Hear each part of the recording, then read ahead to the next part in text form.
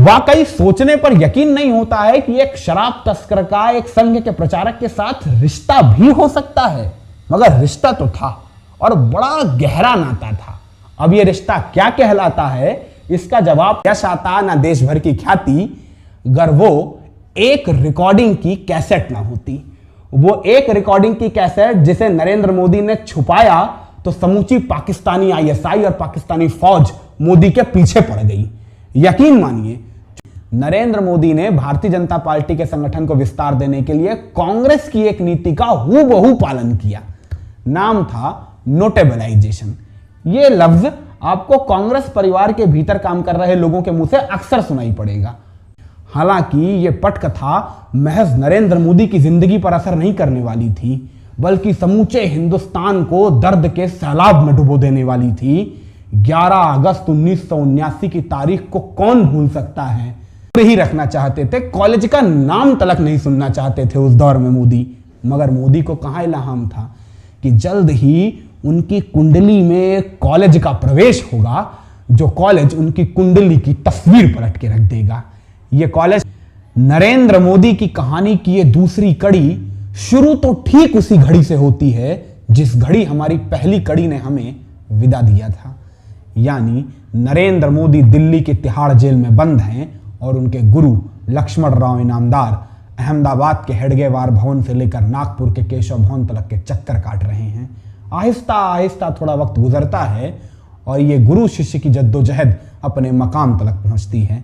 नरेंद्र मोदी की तिहाड़ से रिहाई होती है, मगर मोदी को कहां इल्हाम था कि इधर उनकी तिहाड़ से रिहाई होगी और उधर उनकी दहलीज पर एक और गिरफ्तारी का पैगाम पड़ा होगा। और इस पैगाम के मायने मोदी को जिंदगी भर की कैद थी, मगर जेल की नहीं, राष्ट्रीय स्वयंसेवक संघ के संगठन की। क्योंकि इस पैगाम के मायने एक नियुक्ति थी। नियुक्ति 22 साल के मोदी की राष्ट्रीय स्वयंसेवक संघ के पूर्ण प्रचारक के पद पर।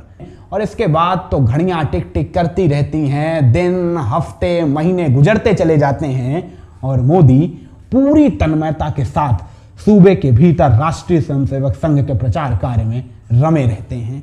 और इसमें मोदी अकेले थोड़ी थे, मोदी के साथ उनके गुरु लक्ष्मण राव इनामदार भी तो थे, जो हर अहम मौके पर मोदी को अहम सलाहें दिया करते थे और मोदी उन सलाहों को अक्षरशः माना भी करते थे, सिवाय एक सलाह के।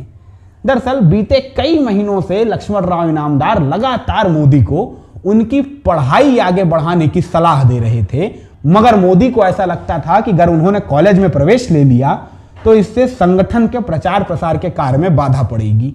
इसीलिए मोदी यथासंभव कॉलेज प्रांगण से अपने आप को दूर ही रखना चाहते थे। कॉलेज का नाम तलक नहीं सुनना चाहते थे उस दौर में मोदी। मगर मोदी को कहां इल्हाम था कि जल्द ही उनकी कुंडली में कॉलेज का प्रवेश होगा, जो कॉलेज उनकी कुंडली की तस्वीर पलट के रख देगा। यह कॉलेज था लाल भाई दलपत भाई कॉलेज, जिस कॉलेज के कुछ छात्रों ने 1974 के शुरुआती महीनों में कॉलेज में हुई ताजा फीस वृद्धि और मेस के खानों की गुणवत्ता में हुई गिरावट के चलते कॉलेज प्रशासन के खिलाफ एक धरना आरंभ किया। मगर जब कॉलेज प्रशासन ने इस धरने पर ध्यान नहीं दिया तो देखते ही देखते कुछ छात्रों का यह धरना एलडी कॉलेज का छात्र आंदोलन बन गया। मगर जब फिर भी कॉलेज प्रशासन ने इस पर ध्यान नहीं दिया और तत्कालीन सरकार की परोक्ष सहायता के सहारे इस आंदोलन को दबाने की कोशिश की, तो देखते ही देखते इस एलडी कॉलेज के आंदोलन की चिंगारी ने समूचे अहमदाबाद को अपनी चपेट में ले लिया और यह एलडी कॉलेज का छात्र आंदोलन अहमदाबाद का छात्र आंदोलन बन गया। उन दिनों मोदी अहमदाबाद में ही कार्यरत थे और मोदी ने इस आंदोलन की छुपी हुई ताकत बहुत जल्द भांप ली थी।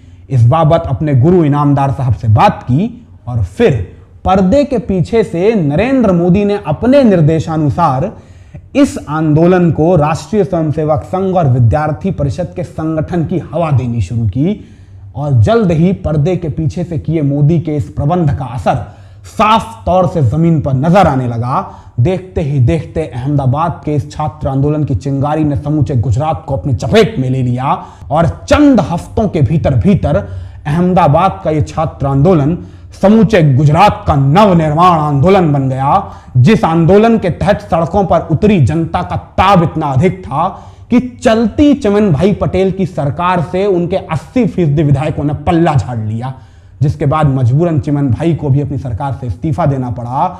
यह आजाद हिंदुस्तान के लोकतांत्रिक इतिहास का सबसे बड़ा छात्र आंदोलन था, जिसने एक सूबे की सरकार गिरा दी थी। और इस आंदोलन को सफल बनाने में पर्दे के पीछे से नरेंद्र मोदी की भूमिका को कोई नजरअंदाज नहीं कर सकता था। संघ परिवार भी मोदी के इस कारनामे से बेहद खुश था, मगर वो मोदी को उनके इस कारनामे के बदले कुछ देता, इससे पहले उससे ही सब कुछ छीन लिया गया। क्योंकि नागपुर के केशव भवन के बीचों बीच लगी घड़ी पर रात के 12 बज रहे थे और नीचे तारीख बताती सुई तारीख बता रही थी 25 जून 1975। यानी देश के भीतर आपातकाल लग चुका था, जिसके बाद तमाम राजनीतिक दलों की तरह राष्ट्रीय स्वयंसेवक संघ पर भी प्रतिबंध लग गया। संघ के स्वयंसेवकों और प्रचारकों की गिरफ्तारियां शुरू हो गई, जिस संभावित गिरफ्तारी से बचने के लिए नरेंद्र मोदी और उनके गुरु ने तत्काल भेष बदलकर नागपुर के हेडगे बार भवन को छोड़ भूमिगत होना उचित समझा। मोदी और इनामदार साहब गुजरात में भूमिगत हो चुके थे। उन दिनों गुजरात हिंदुस्तान के एक बड़े हिस्से का इकलौता सूबा था जहां गैर कांग्रेसी सरकार थी। तो देश भर में इंदिरा विरोध का हर चेहरा और इंदिरा विरोध की हर गतिविधि उन दिनों गुजरात की ही शह मांग रही थी। और इन तमाम गतिविधियों और चेहरों का सुविधि पूर्वक गुजरात की धरती पर संचालन करने की जिम्मेदारी नरेंद्र मोदी अपने कंधों पर उठा रहे थे। सुब्रमण्यम स्वामी जैसे बड़े नेता खुद अपने किस्सों में बयां करते हैं कि किस तरह जब उन्होंने दिल्ली पुलिस को छकाकर गुजरात में शरण ली थी, तब वहां नरेंद्र मोदी ने ही उनका ख्याल रखा, सुरक्षित ठिकाने मुहैया कराए। बल्कि स्वामी तो यहां तक बताते हैं कि मोदी ने आपातकाल के दौर में सिख वेश में स्कूटर पर सवार हो उन्हें अहमदाबाद की गलियों में मशहूर आइसक्रीम भी खिलाई थी। तो इस किस्से से आप समझ सकते हैं कि किस तरह देश के बड़े विपक्षी चेहरे जो गुजरात में उन दिनों शरण ले रहे थे, मोदी उनका ख्याल रख रहे थे। मगर ये तो बात हुई चेहरों की। अब बात करते हैं राष्ट्रीय स्वयंसेवक संघ की उन भूमिगत गतिविधियों की जिनके संचालन की जिम्मेदारी मोदी ने अपने कंधों पर ले रखी थी। और इनमें सबसे बड़ी और राष्ट्रीय स्वयंसेवक संघ की देशव्यापी गतिविधि थी पर्चा मुहिम। दरअसल उन दिनों अखबारों पर तो संजय गांधी ने प्रतिबंध लगा ही दिया था, तो इंदिरा की ज्यादतियों की खबरों को घर घर तक पहुंचाने के लिए संघ ने एक देशव्यापी पर्चा मुहिम शुरू की थी, जिसके तहत देश के तमाम अलग अलग सूबों से बड़े पैमाने पर कच्चे माल के तौर पर सादे पर्चे गुजरात के भीतर भेजे जाते थे। फिर गुजरात में उन पर्चों पर इंदिरा की ज्यादतियों की खबरों को छापकर उन पर्चों को देश की राजधानी दिल्ली अथवा आर्थिक राजधानी बंबई पहुंचाया जाता था। यकीनन यह काम बेहद खतरनाक था, मगर नरेंद्र मोदी ने सजगता और सावधानी के साथ इस काम को न सिर्फ अंजाम दिया, बल्कि इसके साथ साथ अपना भी एक पुराना अधूरा पड़ा काम पूरा कर लिया। यह काम था स्नातक की पढ़ाई करना। दरअसल जब नरेंद्र मोदी की इस पर्चा मुहिम के बारे में इनामदार साहब को इल्हाम हुआ, तब इनामदार साहब ने मोदी को याद दिलाई अपनी उस सलाह की जो वो बीते कई वर्षों से देते चले आ रहे थे, मगर मोदी उस सलाह को नहीं मान रहे थे। सलाह कि मोदी को अपनी पढ़ाई आगे बढ़ानी चाहिए। मगर इस दफा इस सलाह को याद दिलाने के पीछे की सबसे बड़ी वजह पढ़ाई नहीं, सियासत थी। इनामदार साहब ने मोदी को समझाया कि चूंकि तुम इस पर्चा मुहिम का संचालन करने जा रहे हो, तो तुम्हें दिल्ली, मुंबई, अहमदाबाद के बीच चक्कर लगाने पड़ेंगे, और इस आवागमन में अगर तुम्हारे पास एक विद्यार्थी का परिचय पत्र होगा तो तुम्हें सरलता होगी। मोदी को गुरुजी की यह बात समझ आई, जिसके बाद मोदी ने आपातकाल के कालखंड में दिल्ली विश्वविद्यालय की मुक्त पीठिका में राजनीति शास्त्र से स्नातक पाठ्यक्रम में दाखिला कराया। यकीनन इस दाखिले के बाद मोदी के कंधे पर राष्ट्रीय स्वयंसेवक संघ के भूमिगत संचालन और पढ़ाई दोनों की जिम्मेदारी का बोझ आया। मगर मोदी ने इन दोनों जिम्मेदारियों के बीच सामंजस्य बिठाते हुए संगठन की जो अभूतपूर्व सेवा की थी, उस सेवा के बदले नरेंद्र मोदी को पारितोषिक दिया संघ के केशव भवन ने, जब मोदी को बरस 1978 में महज 28 वर्ष की उम्र में संघ के तमाम अनुषांगिक संगठनों के बीच समन्वय स्थापित करने वाले समन्वयक का पद दिया गया। मगर समन्वयक का यह पद नरेंद्र मोदी के लिए महज एक सियासी प्रमोशन के तौर पे नहीं था, बल्कि संभावनाओं के नए द्वार प्रशस्त करने वाला था। क्योंकि अब तलक नरेंद्र मोदी जो महज राष्ट्रीय स्वयंसेवक संघ के नेताओं तलक ही सीमित थे, वो अब संघ के तमाम अनुषांगिक संगठनों के नेताओं के साथ भी संपर्क में आने लगे थे। इनमें से कई नेताओं के साथ आगे चलकर मोदी के प्रगाढ़ संबंध बने, मगर प्रगाढ़तम संबंध तो एक ही नेता के साथ बना था। नाम था दत्तोपंत ठेंगड़ी, जो राष्ट्रीय स्वयंसेवक संघ के दो सबसे बड़े अनुषांगिक संगठनों यानी भारतीय किसान संघ और भारतीय मजदूर संघ के संस्थापक और तत्कालीन राष्ट्रीय अध्यक्ष हुआ करते थे। ठेंगड़ी के साथ काम करने के दौरान ही नरेंद्र मोदी के जहन में एक रोज एक ख्याल आया कि बहुत दिन हो गए हैं गुजरात के भीतर ही संगठन के प्रचार प्रसार का जिम्मा संभालते, क्यों ना किसी नए इलाके में संगठन के प्रचार प्रसार का जिम्मा संभाला जाए, कोई ऐसा इलाका जो संघ के लिए सबसे बड़ी चुनौती हो। तो मोदी ने सोचा कि अब वो दक्षिण भारत में प्रवास कर वहां संगठन के विस्तार की योजना बनाएंगे, जिसके तहत नरेंद्र मोदी ने गुजरात की धरती को छोड़ा, दक्षिण भारत के प्रवास पे गए। मगर मोदी को कहां इल्हाम था कि इधर उन्होंने गुजरात की धरती को छोड़ने का इरादा बनाया और उधर नियति ने उनकी गुजरात वापसी की पटकथा लिखनी शुरू कर दी। हालांकि ये पटकथा महज नरेंद्र मोदी की जिंदगी पर असर नहीं करने वाली थी, बल्कि समूचे हिंदुस्तान को दर्द के सैलाब में डुबो देने वाली थी। 11 अगस्त 1979 की तारीख को कौन भूल सकता है, जब गुजरात के मोरबी शहर की मच्छू नदी पर बना मच्छू बांध अतिवृष्टि के बाद भरभरा कर ढह गया था और सामने आई थी मानवीय इतिहास की सबसे बड़ी बांध त्रासदी, जिसने देखते ही देखते चंद पलों के भीतर लाखों क्यूसेक पानी के सैलाब को हजारों गांवों को डुबोते देखा था। देखते ही देखते चंद घड़ियों के भीतर 25,000 से ज्यादा जिंदगियां काल के गाल में समा गई थी। दुनिया के ज्ञात मानवीय इतिहास ने इससे पहले इससे बड़ी बांध त्रासदी कभी देखी ही नहीं थी। समूचा हिंदुस्तान खिसक उठा था इस त्रासदी को देखकर। और जब दक्षिण भारत में प्रवास कर रहे मोदी को अपना कराहता गुजरात नजर आया, तो मोदी तत्काल दक्षिण भारत को छोड़ गुजरात की धरती पर लौटे, मोरबी बांध दुर्घटना के राहत बचाव कार्य के लिए। अब नुकसान इतना बड़ा हुआ था, समूचा राजकोट का इलाका जलमग्न हो चुका था कि राहत बचाव कार्य में एक लंबा वक्त लगा। और इस साल 1.5 साल के समय अंतराल के दौरान नरेंद्र मोदी के मानस की प्रवृत्ति भी बदल गई, प्रकृति भी बदल गई। मोदी को लगा अब दक्षिण भारत छोड़ते हैं और अपने गृह राज्य, अपनी जन्मभूमि को ही अपनी कर्मभूमि के तौर पर विकसित करते हैं। इनामदार साहब की सोहबत भी मोदी को दोबारा से रास आने लगी थी और इनामदार साहब की तब उम्र हो चली थी, आहिस्ता आहिस्ता बीमार भी रहने लगे थे। तो मोदी को कहीं ना कहीं वो मोह का बंधन भी जकड़ रहा था। तो मोदी ने तय कर लिया था कि अब वो गुजरात को ही अपनी कर्मभूमि बनाएंगे। बरस आ चुका था 1980 और शुरू हो चुकी थी मोदी के गुरुजी की पुरानी रट, अपनी पढ़ाई आगे बढ़ाओ।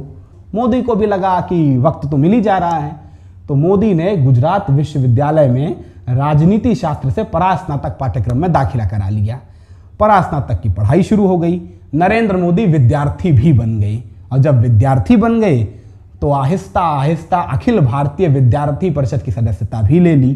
चूंकि मोदी पूर्णकालिक प्रचारक थे, साथ ही संघ के अनुषांगिक संगठनों के बीच समन्वयक जैसा बड़ा पद संभाल रहे थे, तो मोदी को विद्यार्थी परिषद की गुजरात कार्यकारिणी की कमान भी सौंप दी गई।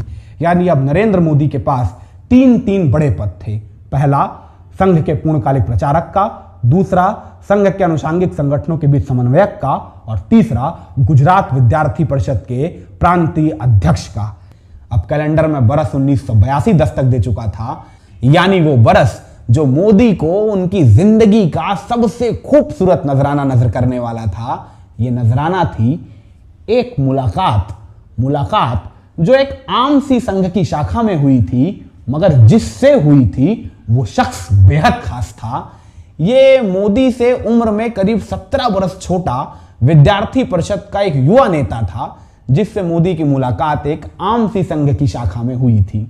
नाम से तो आप सभी वाकिफ होंगे, अमित अनिल चंद्र शाह यानी अमित शाह, जिनसे मोदी की पहली मुलाकात बिल्कुल औपचारिक रूप से एक आम सी संघ की शाखा में हुई थी।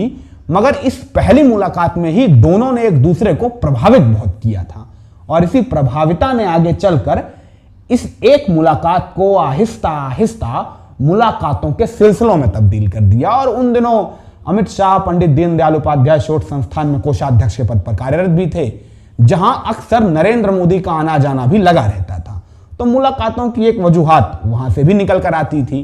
तो आहिस्ता आहिस्ता मोदी और शाह की मुलाकातों का दौर आगे बढ़ रहा था कि इसी बीच बरस 1983 आते आते गुजरात के अलग अलग कोनों से किसान प्रदर्शनों की खबरें आने लगती हैं।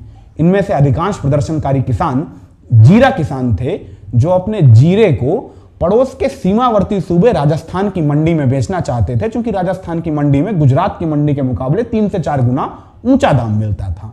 मगर सरकार के कुछ नियम इस रास्ते में अड़चन बनकर सामने आते थे, और इन्हीं नियमों की खिलाफत करते हुए ये जीरा किसान भारतीय किसान संघ के बैनर तले सरकार के खिलाफ प्रदर्शन कर रहे थे। भारतीय किसान संघ यानी संघ का वही अनुषांगिक संगठन जिसकी कमान दत्तोपंत ठेंगड़ी के हाथों में थी। दत्तोपंत ठेंगड़ी, जिनके नरेंद्र मोदी के साथ के प्रगाढ़तम संबंधों पर चर्चा हम विगत में कर ही चुके हैं। तो उन्हीं संबंधों के बाबत जब एक रोज ठेंगड़ी ने मोदी से किसानों के बीच उपजती इस असंतुष्टि के विषय में चर्चा की, तो मोदी ने ठेंगड़ी को यूं ही एक सुझाव दिया कि क्यों ना गुजरात के अलग अलग कोनों में हो रहे इन छुटपुट प्रदर्शनों के स्थान पर अहमदाबाद के भीतर एक विराट किसान आंदोलन किया जाए। ठेंगड़ी को मोदी का सुझाव रास आया और इसके बाद आहिस्ता आहिस्ता तैयारियां शुरू हो गईं एक विराट किसान आंदोलन की, जिस आंदोलन का पर्दे के पीछे से समूचा जिम्मा नरेंद्र मोदी ही संभाल रहे थे।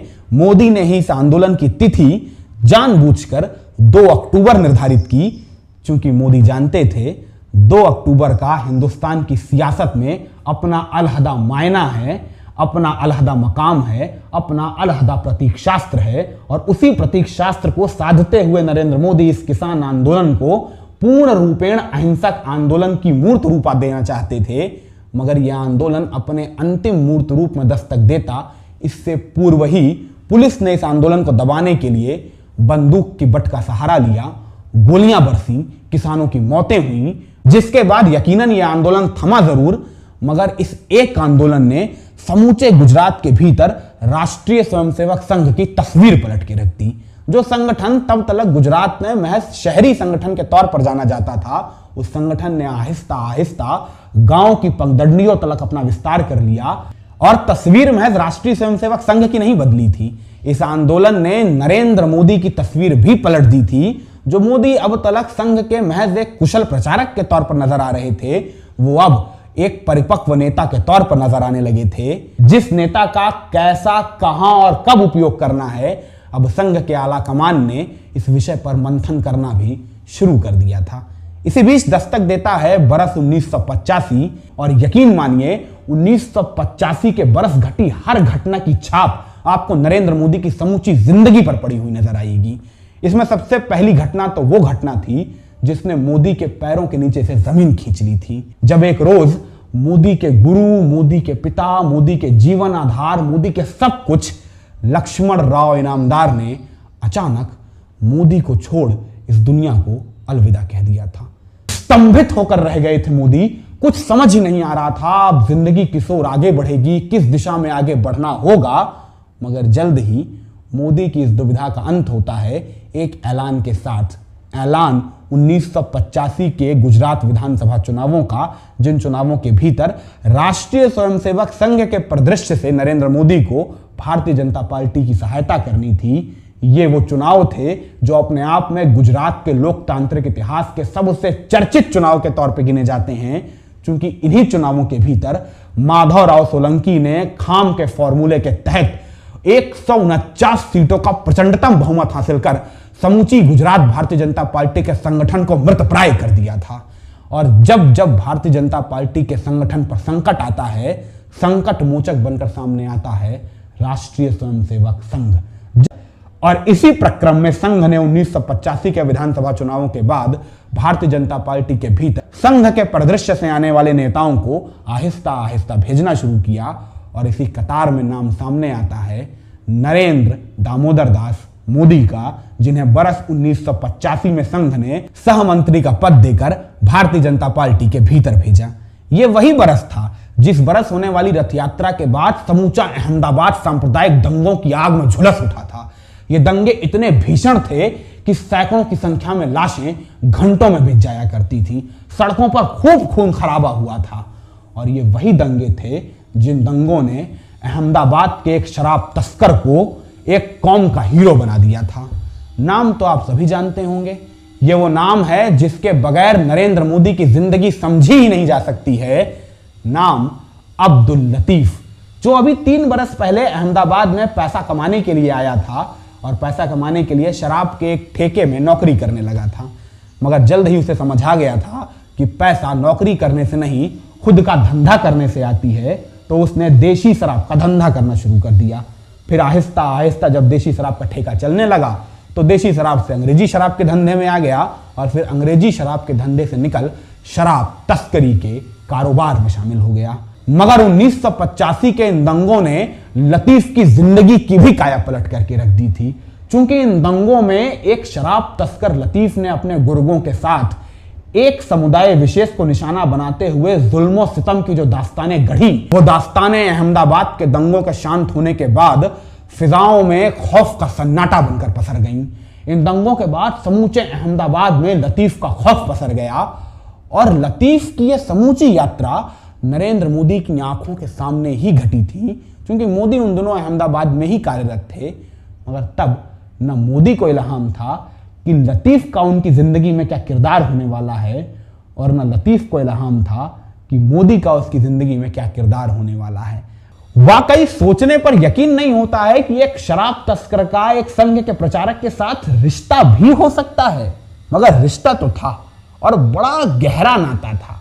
अब यह रिश्ता क्या कहलाता है, इसका जवाब तो आपको देगा बरस 1986, जिस बरस अहमदाबाद नगर निगम चुनावों का ऐलान होता है और संघ के द्वारा इन चुनावों की कमान नरेंद्र मोदी के हाथों में सौंपी जाती है। इन चुनावों में तब के पहले भारतीय जनता पार्टी ने एक सीट भी नहीं जीती थी। ऐसे में मोदी के पास यह सुअवसर था अपने आप को साबित करने का, जिसके लिए नरेंद्र मोदी ने आहिस्ता आहिस्ता चुनाव की रणनीतियों पर काम करना शुरू किया। वैसे रणनीतियां शब्द का इस्तेमाल गलत होगा, क्योंकि मोदी ने इस चुनावी रण की तो एक ही नीति बनाई थी। यकीनन ये नगर निगम का चुनाव था जहां मुद्दे अक्सर पार्षदी के स्तर के होते हैं, नाली, गली, खड़िंजा, खंभा। मगर मोदी ने इन तमाम मुद्दों को किनारे कर समूचा चुनाव सिर्फ एक ही मुद्दे पर लड़ा। नाम था लतीफ।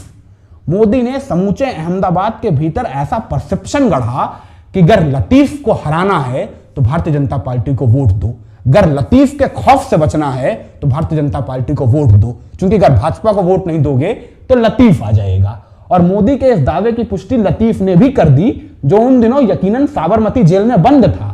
मगर जेल में बंद रहते हुए भी उसने अहमदाबाद की 5 सीटों पर चुनाव लड़ने का ऐलान कर दिया था। अब अहमदाबाद नगर निगम चुनाव के भीतर स्थिति यह थी कि एक और मोदी अपने समर्थकों को लतीफ का खौफ दिखा रहे थे और एक और लतीफ अपने समर्थकों को मोदी का खौफ दिखा रहा था। और चुनावों में हुए इस एक तरफा ध्रुवीकरण का परिणाम नतीजों में भी साफ तौर से देखने को मिला, जब जेल में बंद अब्दुल लतीफ ने भी जिन 5 सीटों पर चुनाव लड़ा था अपना झंडा फहराया और नरेंद्र मोदी के नेतृत्व तले चुनाव लड़ रही भारतीय जनता पार्टी ने भी इतिहास में पहली दफा अहमदाबाद नगर निगम पर अपना झंडा फहराया। यानी लतीफ भी जीता और मोदी भी जीते। लतीफ मोदी की वजह से जीता और मोदी लतीफ की वजह से जीते। मगर वजूहात कुछ भी रही हो, मोदी के नेतृत्व में भारतीय जनता पार्टी ने अहमदाबाद नगर निगम में पहली दफा जीत का झंडा तो फहरा ही दिया था। और इस जीत के बाद संघ के आला कमान का नरेंद्र मोदी पर भरोसा और अधिक बढ़ गया था, जिस भरोसे के नाते ही बरस 1987 में राष्ट्रीय स्वयंसेवक संघ ने खाम के फॉर्मूले के तहत चारों खाने चित्त पड़ी भारतीय जनता पार्टी के मृत प्राय संगठन को संजीवनी देने के लिए नरेंद्र मोदी को बतौर संगठन महामंत्री गुजरात भारतीय जनता पार्टी के संगठन की कमान सौंप दी। और कमान हाथों में लेते ही नरेंद्र मोदी ने भारतीय जनता पार्टी के संगठन को विस्तार देने के लिए कांग्रेस की एक नीति का हूबहू पालन किया। नाम था नोटेबलाइजेशन। यह लफ्ज आपको कांग्रेस परिवार के भीतर काम कर रहे लोगों के मुंह से अक्सर सुनाई पड़ेगा। नोटेबलाइजेशन, चूंकि इस तकनीक पर कांग्रेस दशकों से काम करती आ रही है। इस तकनीक के भीतर कांग्रेस किसी इलाके में कार्यकर्ता बनाने पर ध्यान नहीं देती, बल्कि उस इलाके के किसी प्रभावशाली व्यक्ति को अपने पाले में करने की कोशिश करती है, जिससे उस प्रभावशाली व्यक्ति के प्रभाव क्षेत्र में आने वाले लोग स्वतः ही कांग्रेस पार्टी के समर्थक हो जाते हैं। और नरेंद्र मोदी ने इसी नोटेबलाइजेशन तकनीक को गुजरात के भीतर हल्का सा अपना जहन जोड़कर भारतीय जनता पार्टी के संगठन विस्तार में लगाया और इस तकनीक के कमाल के नतीजे सामने आए। क्योंकि नरेंद्र मोदी ने नोटेबलाइजेशन तकनीक तो लगाई मगर उसे ग्राम इकाई स्तर पर पालन कराया। मोदी ने गुजरात के 8000 से ज्यादा गांवों के दौरे किए और उन गांवों में जो निर्वाचित प्रधान था उस वक्त, चूंकि वो प्रधान तो अधिकतर कांग्रेस पार्टी के भीतर ही होते थे, उनके सामने खड़ा होने वाला जो दूसरा गांव का सबसे मजबूत चेहरा होता था उसे भारतीय जनता पार्टी के भीतर शामिल कराने का मिशन चलाया, जिससे देखते ही देखते चंद महीनों के भीतर गुजरात के 8000 से ज्यादा गांव के प्रधान स्तर के प्रभावशाली व्यक्ति भारतीय जनता पार्टी के भीतर शामिल हुए, जिससे उनके प्रभाव क्षेत्र में आने वाले लाखों कार्यकर्ता स्वतः ही भारतीय जनता पार्टी के समर्थक हो गए। फिर उनके परिवार वाले भारतीय जनता पार्टी के समर्थक बने। इस तरीके से चंद महीनों के भीतर स्थापित संगठन को सुव्यवस्थित कर संगठन को नई सीमाओं तक लेकर जा नरेंद्र मोदी ने भारतीय जनता पार्टी के संगठन को नई संजीवनी दी। और जिस संजीवनी के बाद पुनर्जीवित हुए भारतीय जनता पार्टी के संगठन की पहली झलक मोदी ने संघ और भारतीय जनता पार्टी के आला कमान को दिखलाई 1989 के लोकसभा चुनावों से पहले, जब मोदी ने लोक शक्ति रथ यात्रा चलाई, जिस रथ यात्रा में आए भारी भरकम जन समर्थन ने 1989 के लोकसभा चुनावों में गुजरात के भीतर भारतीय जनता पार्टी की तकदीर लिख दी। 1989 के लोकसभा चुनावों के भीतर भारतीय जनता पार्टी ने गुजरात की 26 लोकसभा सीटों में से 12 सीटों पर अपना झंडा फहराया। अगर आपको यह आंकड़ा कम लग रहा हो तो आपको इसके पहले 1984 के चुनावों का आंकड़ा बता देता हूं, जब भारतीय जनता पार्टी ने 26 में से महज 1 सीट जीती थी। तो ये जो 1 से 12 का फासला है, ये फासला बताता है नरेंद्र मोदी का सक्सेस रेट। और इस सक्सेस रेट पर समूचे संघ को इतना भरोसा हो चला था कि जब 1990 में लाल कृष्ण आडवाणी समूची भारतीय जनता पार्टी के संगठन को पुनर्जीवित करने के उद्देश्य से 12 सितंबर के रोज सोमनाथ से 30 अक्टूबर के रोज अयोध्या राम जन्मभूमि में कार सेवा करने वाली राम रथ यात्रा का आयोजन करते हैं, तो उस रथ यात्रा का संचालन भी नरेंद्र मोदी के जिम्मे सौंपा जाता है। ये मोदी ही थे जो राम रथ यात्रा के एक एक पड़ावों का चयन करते हैं। यही नहीं, किस पड़ाव पर कौन सा नेता कितनी देर भाषण देगा यह तय करते हैं। समूची रथ यात्रा का पर्दे के पीछे से जिम्मा नरेंद्र मोदी ने इतने बेहतरीन ढंग से निभाया था कि जब बरस 1991 में डॉक्टर मुरली मनोहर जोशी कन्याकुमारी से कश्मीर तक की अपनी एकता यात्रा आयोजन करने का जहन भारतीय जनता पार्टी आला कमान के समक्ष प्रस्तुत करते हैं, तब दिसंबर 1991 में हुई दिल्ली में भारतीय जनता पार्टी की विशेष बैठक के भीतर आए 50 भारतीय जनता पार्टी के वरिष्ठ नेताओं के बीच सिर्फ और सिर्फ नरेंद्र दामोदर दास मोदी के कंधों पर सौंपी गई इस यात्रा के संचालन की जिम्मेदारी। नरेंद्र मोदी को इस यात्रा का संचालक बनाया गया। इस यात्रा की शुरुआत 1991 के आखिर में कन्याकुमारी से होनी थी और इसका समापन 26 जनवरी 1992 के रोज श्रीनगर के लाल चौक पर तिरंगा फहराने से किया जाना था। जाहिराना तौर से चूंकि इस यात्रा से कश्मीर का नाम जुड़ा हुआ था, इसीलिए इस यात्रा की चर्चा हिंदुस्तान से ज्यादा पाकिस्तान में हो रही थी। पाकिस्तानी फौज हो, पाकिस्तानी खुफिया एजेंसी ISI हो या फिर उनके आतंकी, सभी एक सुर से चाहते थे कि किसी भी कीमत पर यह यात्रा अपने अंजाम तक सकुशल ना पहुंचने पाए। और इसके लिए बड़ा सरल सा रास्ता था, यात्रा की सुरक्षा व्यवस्था में सेंध लगाकर किसी बड़े नेता की हत्या करवा देना, जिससे यह यात्रा वक्त से पहले थम जाए। मगर नरेंद्र मोदी के कुशल संचालन के चलते यह यात्रा सुविधि पूर्वक संचालित होती हुई कन्याकुमारी से समूचे हिंदुस्तान का सफर तय करती हुई तय समय पर 26 जनवरी 1992 के रोज श्रीनगर के लाल चौक पर तिरंगा फहराने से समाप्त होती हैं। और यात्रा समाप्त करने के बाद जब डॉक्टर मुरली मनोहर जोशी बादामी बाग हवाई अड्डे के एक बंद कमरे के बीच देश भर के मीडिया मित्रों से मुखातिब होते हैं, तब तमाम सवालों के जवाब देते हुए अपने बगल में बैठे नरेंद्र मोदी के कंधे पर हाथ रखते हुए मीडिया से मोदी का परिचय करवाते हुए कहते हैं, इनसे मिलिए, नाम है नरेंद्र मोदी, गुजरात से आते हैं, बड़े ऊर्जावान व्यक्ति हैं और इन्हीं के संचालन में संपन्न हुई है ये यात्रा। इस यात्रा की सफलता का श्रेय इन्हीं को जाता है।